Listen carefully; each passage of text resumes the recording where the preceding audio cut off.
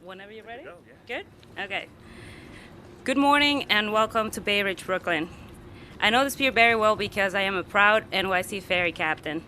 My name is Constanza Torrejon Reyes. I live in Maywood, New York, and I spend my days at the helm of our NYC Ferry vessels, helping New Yorkers go to work, to school, and across our city. The story of how I became a captain in our fleet is an unusual one. I was born and raised in a port city called Coquimbo in Chile. Maritime life is one that I have adopted in my heart and my soul from a young age. When I finished high school, I knew I wanted bigger and better things. My family expected me to be a nurse or a teacher. In my case, it's a cultural thing. Women are not captains from where I'm from. So I decided to chase my dream, and I enrolled in SUNY Maritime College in the Bronx, where I earned my marine transportation degree. Yes, you can get a SUNY degree here in the city. When I graduated college last May, New York City NYC Ferry has just launched. I applied for a job immediately. Now, New York is a great harbor city, but it's a tough field to break into, especially for a woman. But I was in luck, and after getting hired and going through training, here I was working in New York City as a deckhand. I worked hard, and I earned the respect of my crewmates. I took every shift I could, and I learned everything I could about these new boats. My bosses saw potential in me. They saw my enthusiasm, and they recommended me for additional training so I could work my way up to captain. I'm not sure I would have ever had that opportunity back in Chile. My mom never thought I'd be piloting boats. But today, thanks to NYC Ferry, I have that opportunity. My crewmates and I spend days doing what we love, especially when we are on the South Brooklyn route, my personal favorite. Every day I go to work with a smile on my face because my passengers have a whole different experience than other New Yorkers. They love their ride home, they love their ride to work, and we owe it all to the mayor and NYC Ferry. We cannot wait for the summer to start, for a million more New Yorkers and visitors to ride with us. NYC Ferry me dio la oportunidad de ser capitán y ha mejorado la vida de los neoyorquinos. And with that, it's my pleasure to introduce my major, Bill de Blasio. Well done. Congratulations. Excellent. Well done. Great job. Well, everybody, you heard about a genuine New York City success story right there. Let's give another hand to Captain Connie.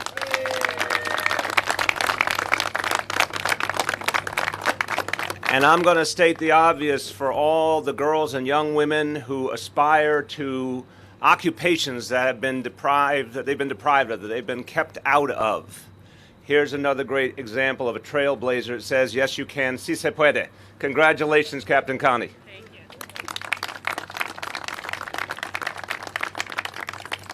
I want to thank everyone who's here with us, joining in this success. So many people have been a big part of this success of NYC Ferry.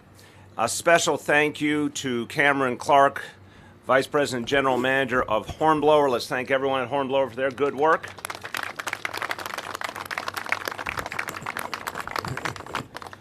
Well, I want to put today's announcement in perspective, and I want to speak to all of the strap hangers and all of the drivers who suffer in this city every day, who are on the clogged highways, who are stuck in traffic, who are in a subway that's overcrowded on a platform where they can barely have enough space waiting for a train.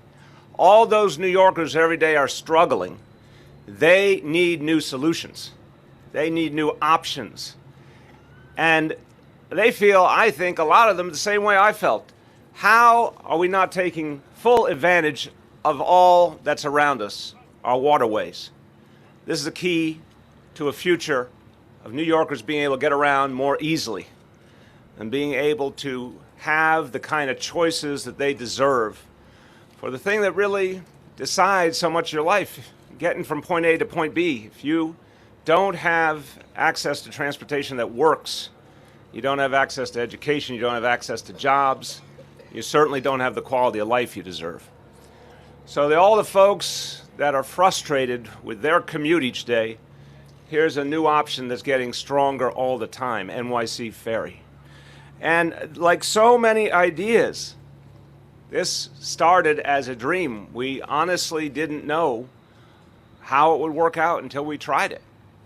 We all know the famous phrase, if you build it, they will come. Well, they have come and they have come and they have come in numbers much greater than we ever could have imagined. People have really taken to NYC Ferry. And this has a lot to say about what we can do going forward to make this a better city.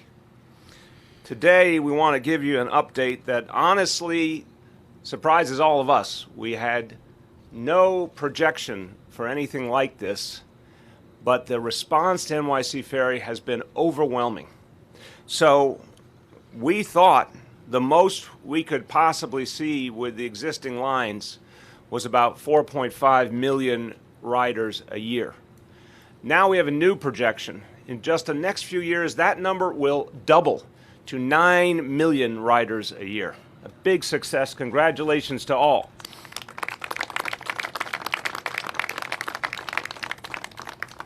And when it comes to NYC Ferry, this makes me think of a simple phrase. We're going to need a bigger boat. So that's exactly what we're here to talk about today. More boats, bigger boats, so we can serve a lot more New Yorkers.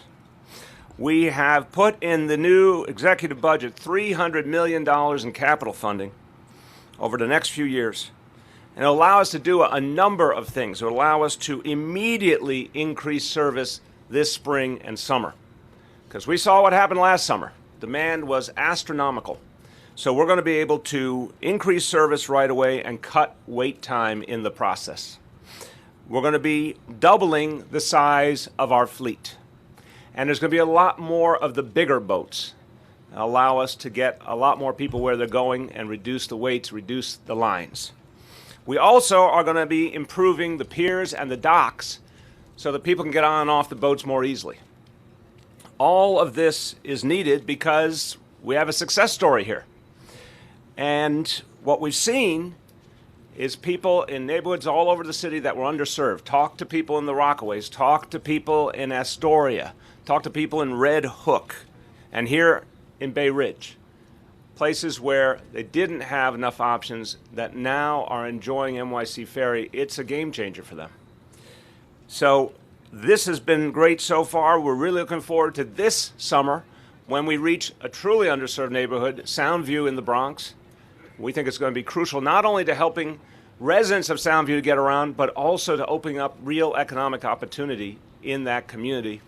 And for the east side of Manhattan, particularly the Lower East Side, new options are coming as well. So, you know the phrase that they say, you can never have too much of a good thing? Well, I disagree. We want to have a lot more of a good thing, and that good thing is NYC Ferry. We want to reach more and more people. So that's what we're investing in. And the last thing I'll say in English is not only is this about people getting around more easily and having more and more New Yorkers not have to live a life of frustration in that traffic jam or on that crowded subway train. This is also about fairness, reaching a lot of communities that were underserved, getting a lot of people opportunity who didn't have it, and fairness because it's creating job opportunities for a lot of New Yorkers who deserve them. So when I think NYC Ferry, I think of it as a very important part of our goal of making New York City the fairest big city in America. Few words in Spanish. NYC Ferry ha sido un gran éxito para los neoyorquinos y la ciudad de Nueva York. Por eso estamos creando más rutas y realizando una gran inversión en ferries nuevos y más grandes. Así conectamos a más neoyorquinos con sus lugares de destino y seguimos construyendo una ciudad más justa y más conveniente para todos. Now I want to bring forward one of the people who really deserves tremendous credit. He had to build this from scratch with all of his colleagues at EDC and make it work and now make it grow. My great pleasure to introduce the president of the Economic Development Corporation, James Patchett.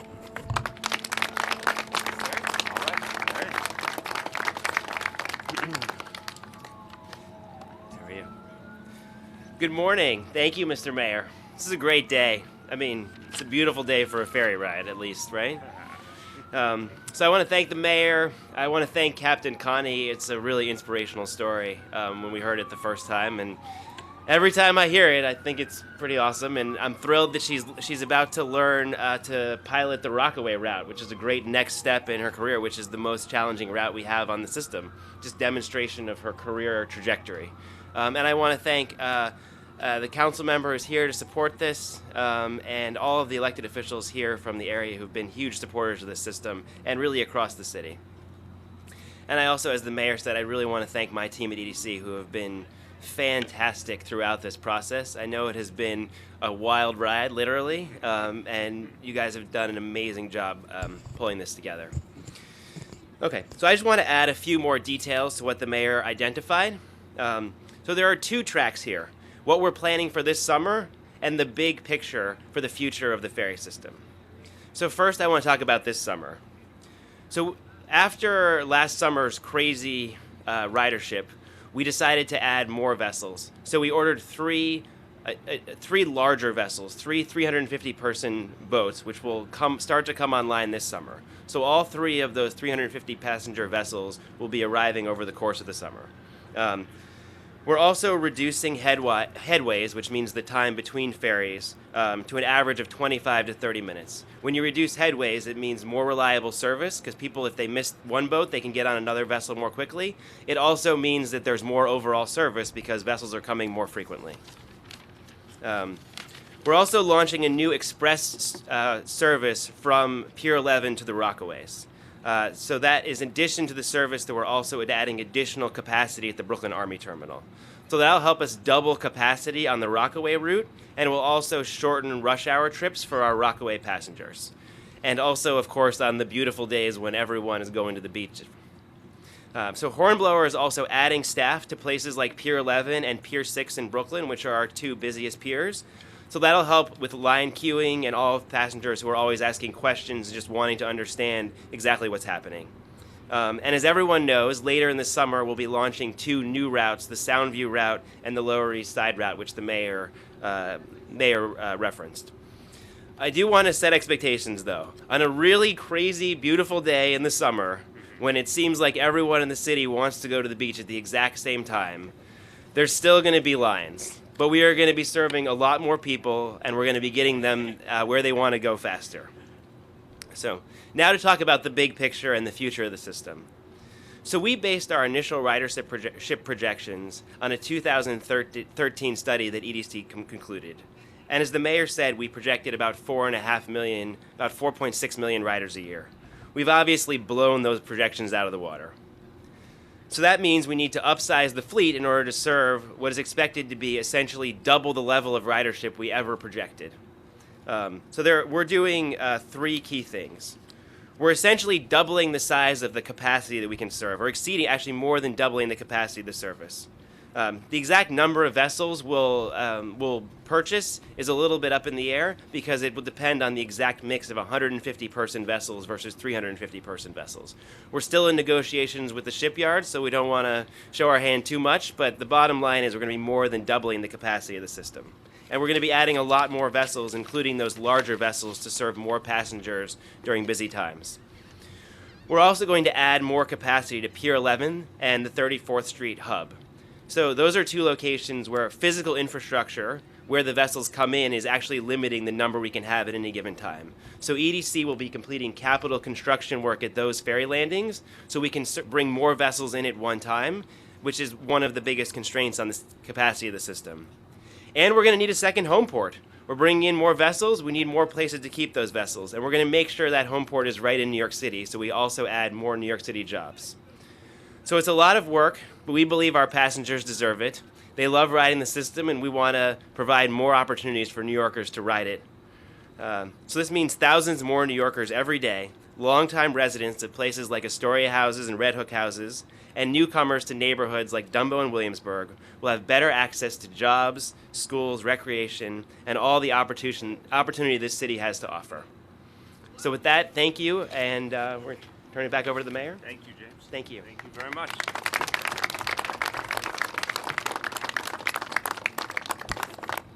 So we have been really encouraged strongly in this work by a number of members of the City Council. And some of them have been advocates for years and years for this kind of vision. Justin Brannon is one of them, and he is never shy. Justin, I've never seen you have a shy moment. You are a strong voice for more and better transportation options for the people of Bay Ridge and all the communities you represent. And your predecessor, Vinnie Gentili, before you, was one of the leading voices for expanded ferry service. So as I introduce you, I want to congratulate you two, because your hard work actually paid off. Councilmember Justin Brannon. No, it's okay. Good? Okay. Thank you. Yeah, as a young community activist, one of the first things I fought for was to get ferry service back to this pier. So I take full credit for everything happening today and citywide as well. But yeah, I mean, look, this is Bay Ridge. There's two ways out of here, the R train and the Gowanus, and neither of them are pretty. So the ferry has really been a game changer for this neighborhood, and you got the Brooklyn Army Terminal just a stone's throw away. It's been revitalized this area. I mean, you know, there's folks who are moving now because they know that there's the ferry here. So it's really been a big game changer for the neighborhood, and we look forward to you know, expanding it and bringing it to neighborhoods so we can show them just how good we got it here, right? How good do we got it, guys? Yeah, I'll take the ferry over the R train any day of the week. And, you know, this is the kind of stuff that we can do, that we have control over, that we can do this right now. You know, we don't have to wait for things to get better. We can take advantage of this blue highway that we have here. So very excited, and thank you, Mr. Mayor. Thank you. Nicely done. I resent Justin Brannon for coming up with a better soundbite than we thought of. The blue highway. I'm impressed. The blue highway. Before we, that's right, before we take questions on this topic and then we'll go to other topics after, let me just thank the folks who make this system work. You see them all here in their NYC Ferry regalia. All of you are the real heroes because you make this thing run. So let's thank all of you.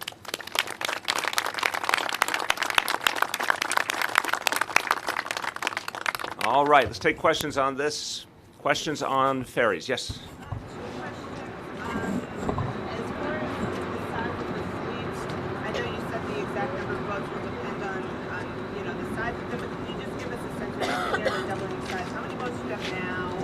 What is the total capacity now, and what is the expectation? Sure. Thank you. So we currently have 16 vessels in the harbor. We had an original order of 20 vessels, so we are expecting 4 additional vessels as a part of that original order. 3 of those were all originally expected to be 150-person vessels. While we were in the process of receiving the additional vessels for this year, we chose to make 3 of those 350-person vessels. So that's the baseline fleet that you're dealing with, 20 vessels, 17 of which will be 150s, 3 of which would be 350-person vessels. Some of the funding for this that's included in this funding is to pay for the difference in the cost between those 150-person vessels and the 350-person vessels, which will be coming later this summer. Well, that was my baseline. So now I'm talking about the future. So the future is the exact number. I think roughly double or more than doubling the capacity at any given time right now. With a baseline system of 20 150-person vessels, you could serve about 3,000 people. So we're trying to be able to serve more than 6,000 people in a given hour, based on the new order. It might actually be more than that, where it depends exactly how far our money goes, but our goal is to be able to more than double our capacity at any given time based on our projections. And again, the exact number of vessels will depend on the 150 versus 350 negotiation.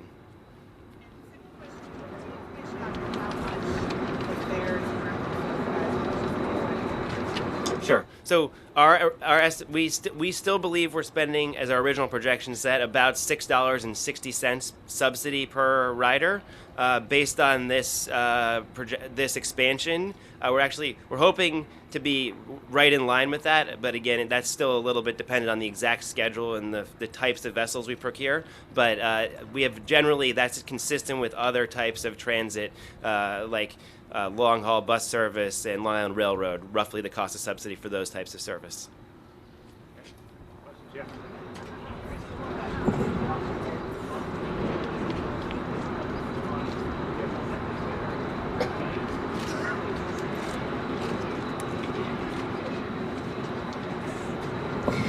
Obviously, it's an excellent question, and it is our goal.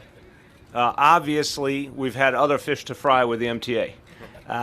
So we've been focused on some other matters. But the ultimate goal, I think the first focus now is getting these last lines up and running for the summer. And we're ready to engage the MTA in a dialogue to see if we can get that combination of rides put together, because it would be great for people. So we're not there yet. It is our goal. It's something we're going to work on this year. Yeah. So, how is making this decision to increase your funding for New York City Ferry impacted other transit decisions? Obviously, the city bike is not subsidized by the city; it has many more riders. Right. Did this decision factor into whether or not you would subsidize a €5 city bike expansion? It's a great question. I would argue that each element of our mass transit planning has to be seen individually. I felt very strongly that the city bike model could work without subsidy, and I'm supposed to be the steward of the taxpayers' money. And if it could keep achieving its goals without it, of course, that was the optimum reality. And I still believe that. When it came to, for example, select bus service, we invest a lot in select bus service. We do that jointly with the MTA. That's been a success. You know, we have 21 more lines coming. And that's a real big piece of the equation. But when it comes to the ferry system, I look at it in two lights. One, all the people we're serving right now, and it's been, again, a huge number, and it's growing rapidly, but also what it could mean for the future. Unlike some of the other options, this is something we're establishing that has tremendous long-term possibility. And, you know, when you think about the Staten Island Ferry as an example, which is different from NYC Ferry, obviously, but the Staten Island Ferry is the single highest ridership levels of any ferry system in America. That had to be built up over time, but now look at what it has achieved. You know, there's tremendous potential here. So from my point of view, we were not just doing this for today, we're doing this for over the horizon, we're doing this for the future too. So I valued that differently because I saw tremendous potential, and I knew it would not happen, for example, just through the private sector. I mean, we've seen, your question is provocative and actually leads to that other point that needs to be noted. Private sector was out there for quite a while with ferries, and some impact was seen, but nowhere near the potential. And we knew there had to be a public investment to actually achieve what was possible in one of the greatest coastal cities in the world. Yeah. I also live near here and taking the ferry. I've been to a number of press events like this, which are about ferries, and I'm just sort of curious why you don't have more non-boat related sort of policy accomplishments. You keep on having these events. Wait, why we don't have more what? Non-boat related sort of accomplishments, policy accomplishments, that we keep having these sort of ferry press conferences. Because it's a brand new thing with tremendous potential that's working really well and keeps having milestones that we want to tell people about. We want people to know it's there. So each time there's a new line, for example, we want people to know about it. Go ahead. Yeah. Can you get a little more into the calculus of where you're deciding to put these launches, because it is generally where you have a friendly relationship with the local council member? No, that's just not right. Yeah. We've been literally going point by point around to different places in the ferry system, so don't see the pattern you're talking about. Although I think he's a hell of a guy. Go ahead. So it seems like the ferry service by 2023 will also Yeah, overwhelmingly capital dollars. Right. And you talked to the council member about how terrible it is to ride the subway. Was there an argument for millions of people in Cyprus to the subway that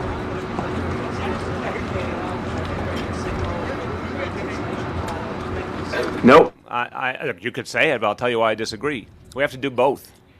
And the people in New York City already pay the vast majority of the costs of subway service between their fares and taxes and city government direct contributions to the MTA, which are much greater than the states, by the way, and indirect contributions like providing $500 million in police services. So what I'd like to see a little more of is an actual accounting for who pays for the subway right now. If you look deeper, the people in New York City are paying for it in many different ways. And we then went and did a major capital contribution that we did not have to do a few years ago. We did, obviously, at the behest of the legislature, this new contribution. But that's not the answer to the problems of the MTA. And I would like everyone to start having a serious conversation in this city about that fact and this state. The answer is a long-term funding source, a permanent funding source that would actually allow us to fix the whole godforsaken thing. And that is tens of billions of dollars. That's not coming out of the city treasury. That is going to happen, in my view. Best option is a millionaire's tax. It is the one that we saw from the Quinnipiac poll in April, is wildly popular. I think about 70% support for it. It is now, if for those who believe it wasn't viable before, I present you the reunification of the Democrats in the state Senate and 4 Republican retirements in the last 2 weeks in the state Senate. So I am feeling very strongly you're going to have a very different state Senate. All right. Stay away from that. A very different state Senate in November, and a millionaire's tax can be the solution here. There's others on the table too, obviously. But I think there's been this misplaced focus. If we really want to fix the MTA long term, let's get a big, stable funding source to do it. But the final part of the answer is, if we just did that, sure, the trains would run better, but they'd still be really, really crowded, and there would still be a lot of underserved neighborhoods like Bay Ridge, Red Hook, the Rockaway, Soundview. We got to do more than one thing to create a 21st century city with multiple mass transit options that are convenient and that work for people. Follow? Yeah, well, later, you were talking about building ferries for the future. Right. Concerned at all? I mean, the economy's doing very well, the city's doing very well, that in 6 or 10 years' time, that it's going to be a burden. It's always a question with any structural expenditure, do we believe it's sustainable? And my view is yes, it is, because it is foundational to everything else.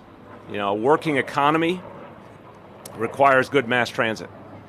And this is a city that would do a lot better than many cities of mass transit, but we got to keep up. And we also are about to have 9 million people, which is another big part of this discussion.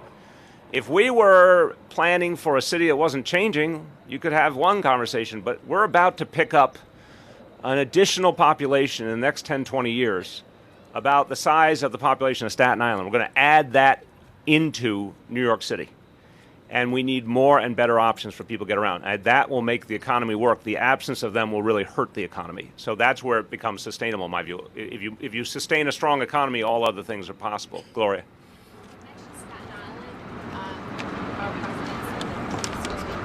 Yep.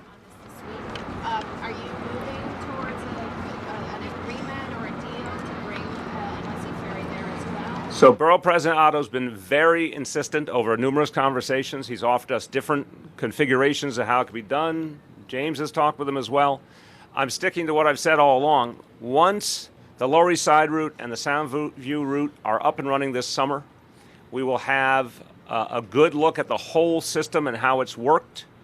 And we all had to understand how this would work in real life, not on paper, but in real life. That will give us the opportunity to make a decision about the future. That's when I intend to make it. Once those lines are announced, are opened, we're all going to sit down and make a decision about what's next. And that's a big decision, and it's not an easy decision. There's a lot of places that would like ferry service, but that's my timeline. When, again, roughly the end of the summer when the new lines are up. Yes. Just a quick question. When do you expect to have double or more than double your capacity? So the funding is over the next 5 years, and which consistent. Our projection is it could be up to 9 million by 2023. So over that timeline. Other questions on the ferries? Yes. How many people do you think will stop riding the subway, riding buses, its expansion? I don't have a perfect number, and it actually would be a very good thing to study, but I can tell you, and maybe Justin wants to add because of his colorful evocation of life on the R train and on the Gowanus Expressway, which I have experienced both quite a bit too as a Brooklynite. I think a lot of people want to, and the more service there is and the more frequent, the more consistent, the more they'll take it. Obviously, to the point before, if we can figure out that cross-registration with the MTA, that will make it more appealing. But even here and now, I think a lot of people are turning on to it and think it's a superior option. You want to add? From your own personal neighborhood experience? I think it's a big deal to have a permanent ferry. I think in the past we've had stops and starts of ferry service, and it was hard for people to incorporate that into their daily commute or routine because they didn't know if someday it was just going to end. So I think now that it's permanent, it's citywide, I think people are starting to rely on it more. I hear it, anecdotally from folks who this is a lifesaver for them. If they work in Lower Manhattan or they could transfer to 34th Street, it's just a better option than taking, sitting in traffic on the BQE or riding the R train, and that's personal choice, but the permanency is certainly is what makes it so popular. Right, and a very, very good point. And I want to add to that. When the folks in the Rockaways had temporary service after Sandy, here there was temporary service. I mean, one of the things that people constantly said to me is, unless we believe in this, we're not going to use it. And folks in the Rockaways have very good reason to be skeptical about the role of government over many decades. What I've heard from a lot of people in Rockaways is they now know this is really permanent. And they know it is the same cost as the subway fare, and that has now allowed them to plan their life and use it much more than they ever could in the past. And that's just beginning. This is just beginning to be felt, and I think more and more people are going to turn on to it. Taking another comparison to bike share, but City Bike's a public-private partnership. Motivate published a lot of ridership data, all this ridership Sure. data that has. Have you had discussions with Hornblower and the EC about publishing ridership to kind of show that this is a fair, equitable thing with demographic data, things like that? Yeah, I don't know. You'll answer the specifics. I think it's a perfectly smart thing to do, and we're happy to do it. I also want to note, though, in the Rome wasn't built in a day category, City Bike has several years on NYC Ferry in terms of developing. We've seen amazing pickup on it, but that took time. And again, I think it's going to be the same with NYC Ferry. Obviously, these projections suggest it, but I'm not going to be surprised if we go by these, past these projections, because people have to experience something. And obviously, there are some people for whom City Bike makes all the sense in the world. The ferry might not, but also vice versa. There's a lot of people for whom the ferry makes a lot more sense than City Bike. So, as to transparency. Sure, yeah. So, yeah, I totally hear you. We are planning to produce a regular public report. We've just been very busy getting the system up and running, but within the next couple of months, we'll be producing a regular public report that covers all the topics that you referenced. Yes. Will something like that look at what something like NYC Ferry is doing to rents in a particular neighborhood? I mean, you talk about people wanting to move here because they have this option now. Yeah. Is there a concern that a service like this could drive up rents? This gentrification of certain You can add happy. I'll start, and Justin may have a view, and James may have a view. From my point of view, no is the answer on first blush, and I'll tell you why. A lot of communities have not had sufficient mass transit options. So, I mean, I'm not saying your question isn't valid. I just want to flip the question. So, if you don't have good enough mass transit and it keeps the rent down, is that a good thing? I would say no. I would say you need sufficient mass transit for all other things to be possible, including economic development, job creation. And we're very aware, why is it the Economic Development Corporation doing this? Because it's also a job creation strategy.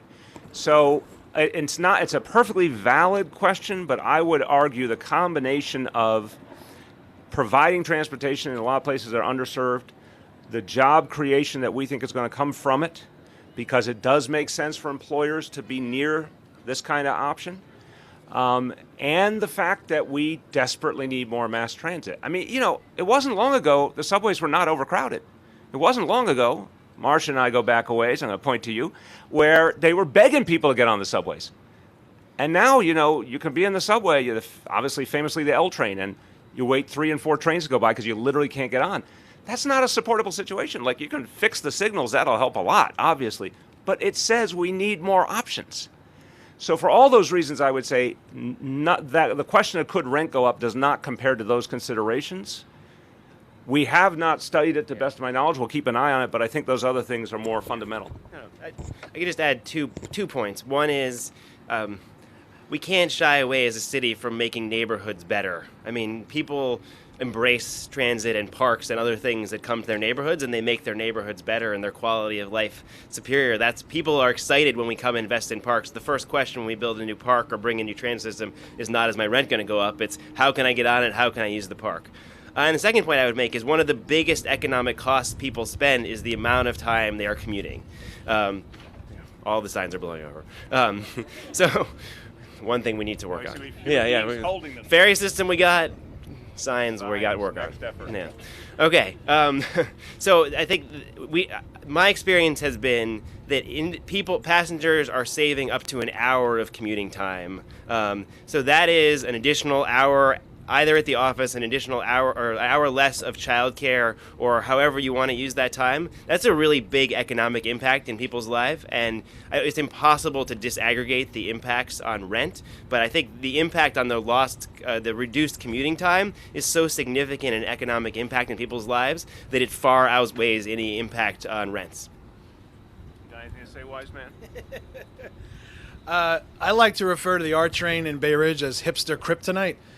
Because you have to really, really want to live here to deal with the R train. I think that the ferry is just another. I don't think anyone should see it as speaking for myself, as a substitute or a replacement. It's just another option, and it works for some people. It doesn't work for others, But we are finding that people prefer it over sitting on a crowded train or getting on the on the BQE. But it's just another alternative, just like City Bike, just like the subway, just like the buses. It's another way to get around, and people are certainly enjoying it. Did you say kryptonite? Kryptonite. Kryptonite. Yeah. Hipster kryptonite. You're like a soundbite machine today. I'm very impressed. Way back.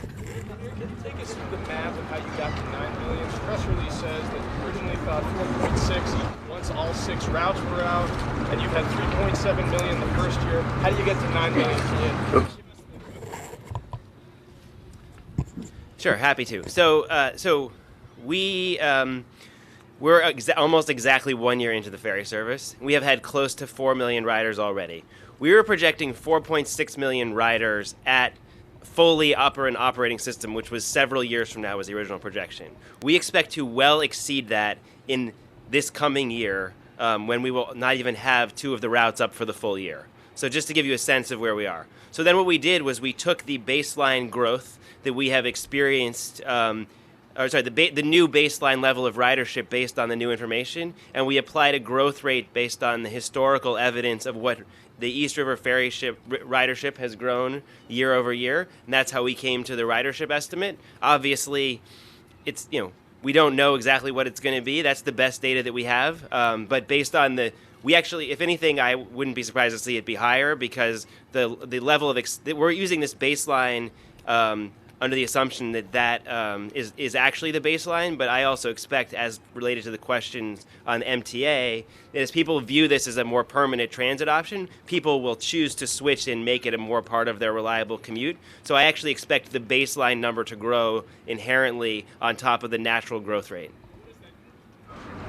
It's about 10% a year, I think, based on the historical estimates. But again, that's just the data that we have. So let's get, in the vein of technical briefings, let's get the actual numbers out today so everyone can see the progression. Last call on ferries, go ahead. This again, as Bill Cullen mentioned, that Louder, please. Wow, look at that. Most people have noted that this requires, most people 2 fares, 1 fare for right. one fare for the Right, train. we spoke to that before, yeah. Yes. Now the city council is saying there's a lot of people who can't even afford 1 fare. Right.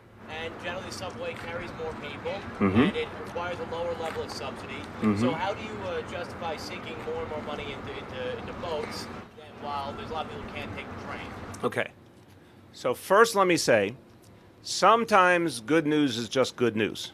So again, I appreciate the native skepticism of everyone in the media. But sometimes good news is good news. Adding transportation options for millions of New Yorkers is a good thing. And we're going to keep coming out and showing you this progress, and people appreciate it, they like it, they want to be a part of it. The idea which you're referring to, the fair fare, is a really good idea. I believe it's best achieved through a recurrent revenue source, which is the millionaire's tax. Again, the city of New York, the people of New York City, pay a vast amount of the costs of the subway right now. And I think the best way to pay for additional items and the long-term needs of the subway is with the millionaire's tax. We've got to be able to do more than one thing at a time. And look, if you think about the alternative, which is so you could say, well, let's not develop ferry service. Let's not have this option for the future. I think we'll regret that. I think we'll regret it when we're at 9 million people. I think we'll regret it as the subways and the highways get more and more crowded. I think we certainly would regret it if, God forbid, we were ever dealing with emergencies where we needed other ways to get around, because this is going to be one of the ways that works even in bad times, and we saw that after Sandy. So I'm convinced it's a great investment. We'll certainly be talking to the council about the fair fare, but I think the best way to solve that is the millionaire's tax. Last call on ferries. Okay, let me say, all these good folks, thank you. You don't have to stay because you've been patiently standing, but I salute you again. Thank you very much. Get out while the getting's good. Or else I'll make you take the questions for me. You want to stick around or do you want to go?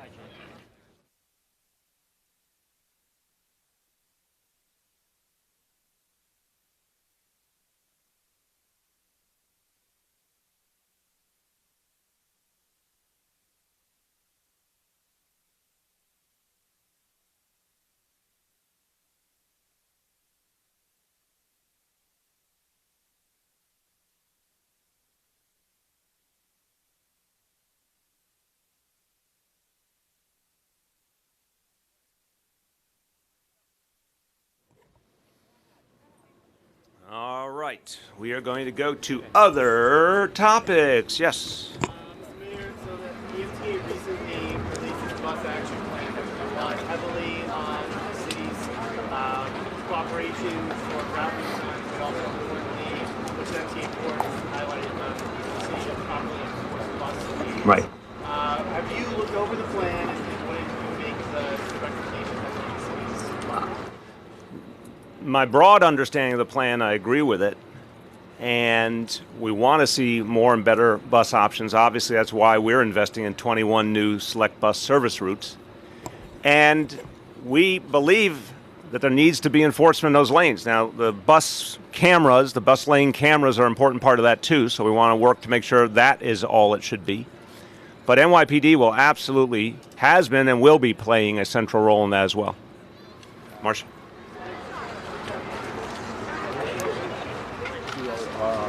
P-O-R-E-J-O-Reyes.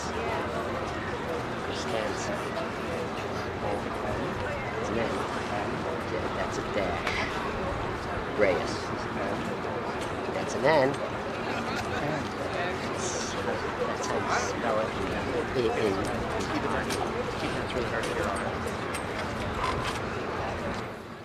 Okay, there's a big question, so let me try and break it down simply. More even than housing, Marcia, the number one determinants of segregation are economic injustice and structural racism, and that goes back hundreds of years. That then means people don't have fair incomes. That leads to being able to only afford housing in some places.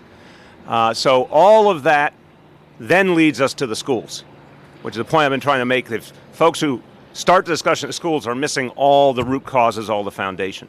We got to address all of them, and we're trying to. The whole concept of fighting inequality in the city, raising wages, raising benefits, all that is trying to get to the root cause.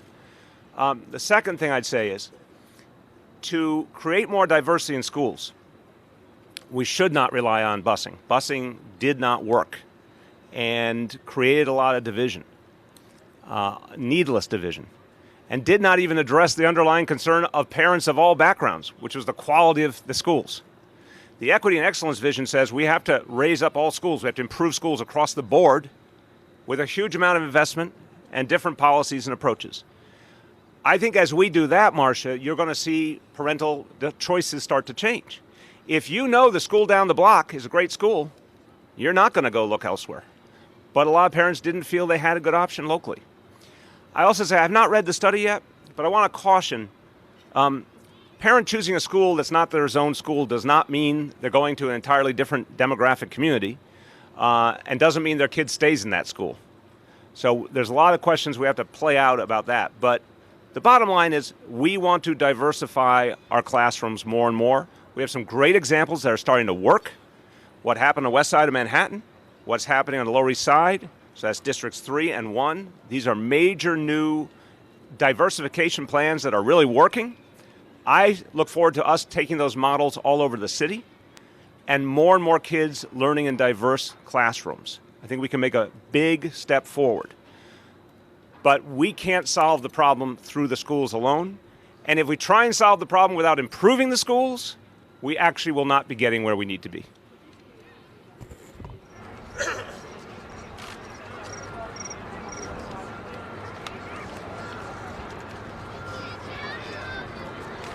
There's several parts. The original plan from last year was a rezoning of the district, not that major rezoning in terms of boundaries for each zone school, but I thought it was a really smart rezoning that helped create more diverse classrooms and involved a lot of investment in some of the schools that were considered less capable. They got investment, they got new exciting programs that parents wanted. They want STEM programs, they want arts and culture programs. There's a new school was built as part of the mix. So the first part in that district was a sort of multifaceted, how we improve schools, make them all more attractive, and change the zones. The second part is on admissions. That's what's come up more recently. That's new. It's a new piece of the plan. And that's about middle school specifically, which is a choice. Middle school, high school, we have choice. Elementary school is essentially by zone. That plan is about trying to diversify according to academic level. I think there's a lot of good in that too. And obviously that cuts across all demographic backgrounds if you're talking about academic level. So these things are starting to show a lot of promise, and I think they're going to allow us to do a lot all over the city.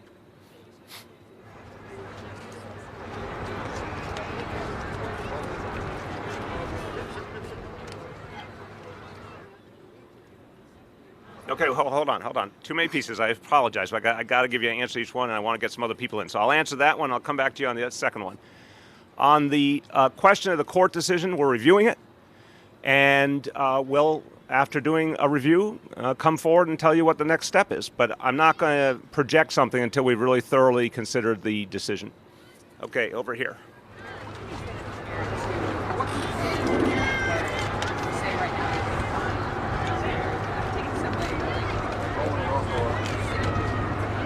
When you say find, help me out. At the end of the day. Okay. Fixing the subways is going to take, in my view, a millionaire's tax, and it's going to take a lot more accountability at the MTA. And we're fighting for both. The best way to avoid parents being late is to fix the subways, which will take a huge amount of investment over many years. So that's my answer to you. I understand. I used to face it too. I picked up Chiara and Dante from daycare for years, and it's a race against the clock. But to really solve that problem, the MTA has to become more efficient and has to have the resources for the long run. Yes. Say again? I need to know more about that to be able to comment. I have not been following what she said, so I'd need to hear what she said before I could comment on that. Just ask a follow-up question to what Marcia asked before. You called yourself before the steward of taxpayers' money. For 3 years, you've been fighting this release in the name of transparency of emails between you and someone doing business with the city who didn't work for City Hall. Every court has found the city has error. What more do you need to review? Well, I understand you have a personal interest in the situation, or your outlet does. and I respect that. I come back to it time and time again. Every leader has a group of advisors that are informal advisors externally. It's as old as time itself. And those folks understood, because of legal judgments within the administration, that they could communicate in a blunt, straightforward manner, and that it was not going to be something that was out in the public. And I think that deserves respect, and I think that that legal opinion meant something. Again, we have a court decision. We will review the decision, and then we'll give you an update. Yeah. There are two questions. One, did you happen to talk to Chancellor Carranza after he retweeted that article about the Upper West Side families and all that? Yeah, I talked to him yesterday. It was the first time we had a meeting since that. I mean, I think he said, clearly he did not mean to offend anyone, but he also believes in social justice, and he thinks that's part of his mission. So he thinks that the idea of a plan that could, in a helpful way, diversify classrooms is a good thing. I've also said I understand why any parent might be concerned if they feel like their child might not get into the school they ideally want. I understand. I've been down that road. I get it. Our job is to create diversification of our classrooms while improving the schools and giving parents multiple good options so they have confidence there's not just one choice. We got to do all those things.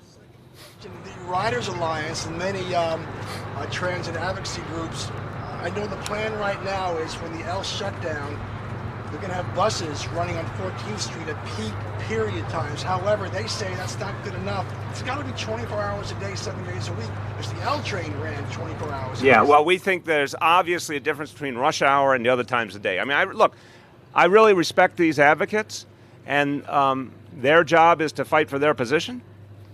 But it's a common sense matter that the level of people traveling at rush hour, morning and evening, is different than other times of the day. We would like to minimize the disruption on 14th Street to the maximum extent possible. So this is where we think we hit the balance point. Like everything else in life, we're going to go down the road with this plan. If we need to make adjustments, we can make adjustments. Yeah.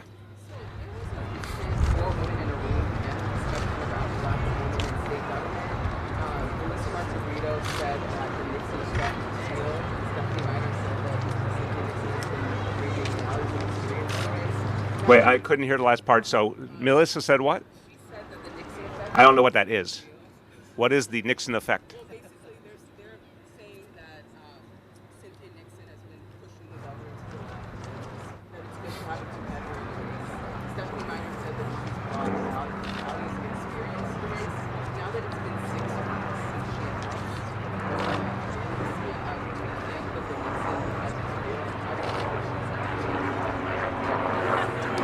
I think I'll just say I can't speak to something that's 6 weeks old, with tremendous authority. I think competition is healthy. It's just a broad view. It makes everyone involved accountable. But that's all I can say right now. I mean, we have to see things play out. And again, I'll speak about these elections down the road when I'm ready to.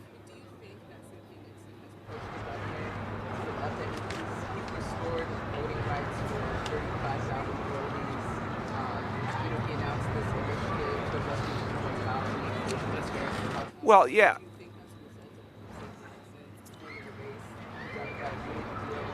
I'll put it in national context to try and answer your question. This is happening everywhere in the country right now. Progressive Democrats are mounting challenges and holding all Democrats accountable.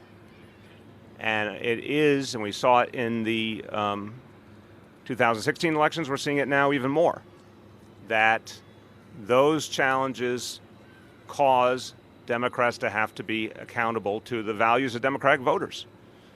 So again, it's hard to say based on 6 weeks, but do I think that that is happening all over the country and is having an impact? Yes. Do I think it's having an impact in New York State? Yes.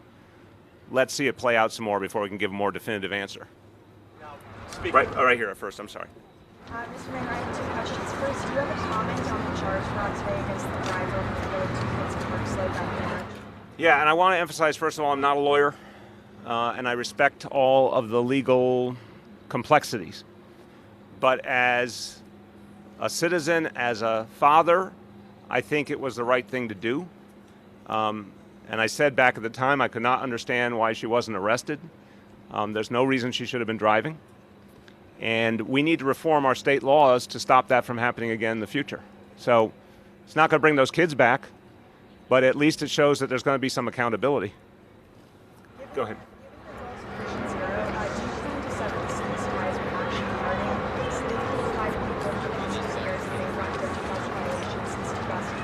It's an issue I am going to be talking to my team about, not just that particular company. I don't know the details that you just mentioned. I'm not familiar with them, but with that whole industry, everyone should be held accountable under Vision Zero.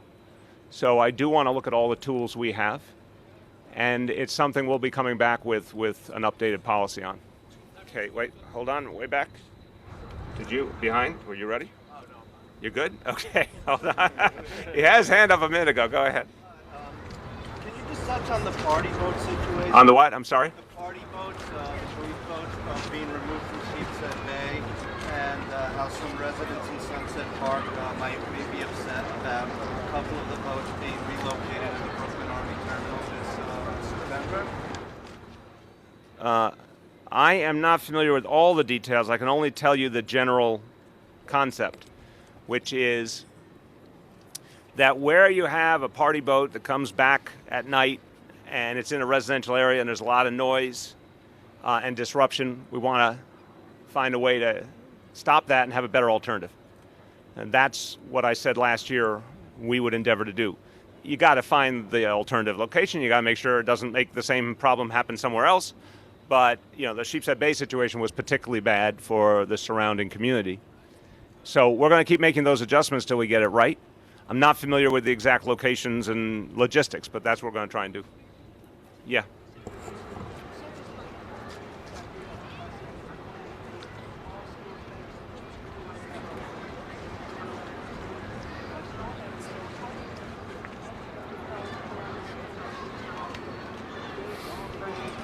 Yeah, I mean, look, Marcia, I've been surprised that there hasn't been more focus on the meaning of the Equity and Excellence Initiative, because it's a vast, well-funded initiative that is going to fundamentally change our schools.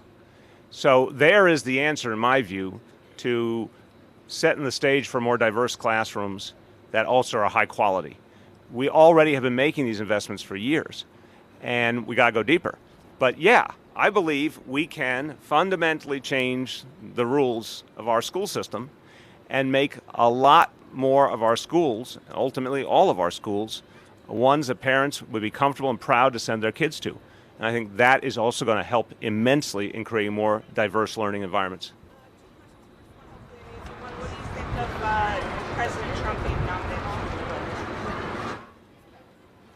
I don't think we have any evidence that he warrants it yet. And I think some of the things he's done have been, I would say we have a split reality. Some of the things he's done might result in important steps forward for peace in different parts of the world. Some of the things he's done might result in more conflict.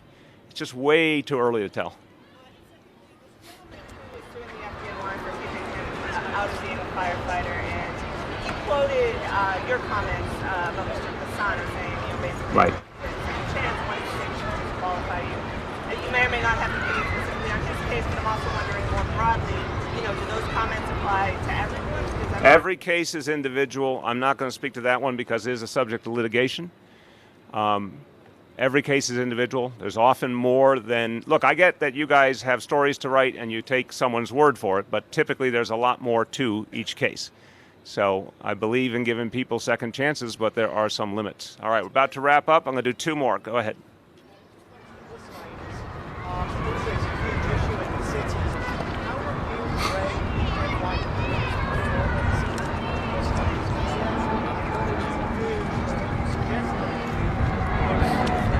I can't give you a rating because I study many topics, but NYPD success rates at bus lane clearance is not one of the areas I'm an expert in. NYPD more and more is applying a lot of its energy to Vision Zero, to quality of life policing, to a lot of the things that they used to not be able to put as much energy into because there was a lot of violent crime. Thank God violent crime, serious crime continues to go down. Thank God, thank you City Council, we have 2,000 more officers on patrol. So this is a priority to keep those lanes flowing. We're going to do our share, but as to the specifics, I just can't comment right now. Go ahead. Money, Mayor, has the city spent on fighting this lawsuit? I don't know. We can get you that. I don't know. Thanks, everyone.